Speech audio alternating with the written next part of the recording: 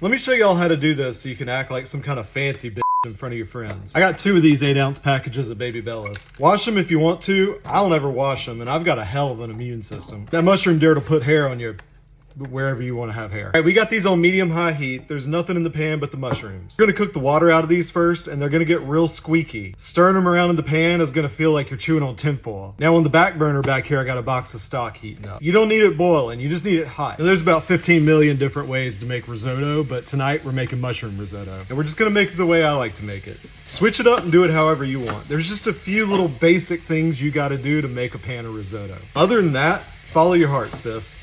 Can y'all hear them squeaking? It did not take long for these to get soft. I've got about a half a stick of butter here I'm gonna throw in with them. I'm gonna salt them, throw a little black pepper on them. Whenever they're how you like them, take them out and put them in a bowl. Now put your heat down on like medium lowish and put just enough oil in here to coat the bottom of the pan. Now, normally I'd throw in a diced shallot at this point, but I guess I forgot to get one at the grocery store. We're gonna put in about a cup and a half of our Borio rice. Now we're toasting the rice, and you're gonna keep it moving for about a minute or 2. It's not gonna take long. We're looking for the kernel of the rice to be white, but the edges to start turning kind of translucent.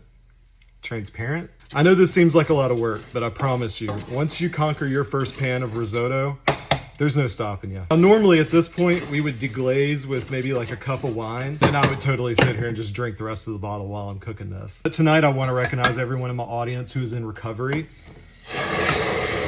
I had my pan too hot. As I was saying, I want to recognize everyone who's in recovery and who could not deglaze with wine. Stock is perfectly fine. So that first cup of stock or wine is going to get sucked up real quick by this rice. I broke my ladle and I've never bought another one. So just use whatever you have. And we're going to add a cup at a time and then just stand here and keep it moving. Your heat at this point should be on low or maybe even simmer. You want it to just barely kind of be bubbling. And when I say a cup at a time, I don't mean like a cup measurement. I just mean whatever you're using to get it into the pot. I'm gonna go on ahead and put some onion powder in mine and of course some garlic powder.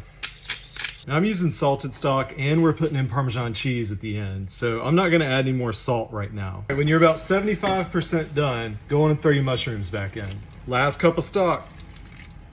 All the liquid is soaked up into that rice. What little bit is left is like real thick and starchy. So I'm gonna throw in about a 1/4 stick of butter. And did I mention earlier, it was challenge. Now you're gonna start stirring the ever-loving out of it. Let's throw in a little bit of parsley because I like to feel cute. Do some Parmesan cheese.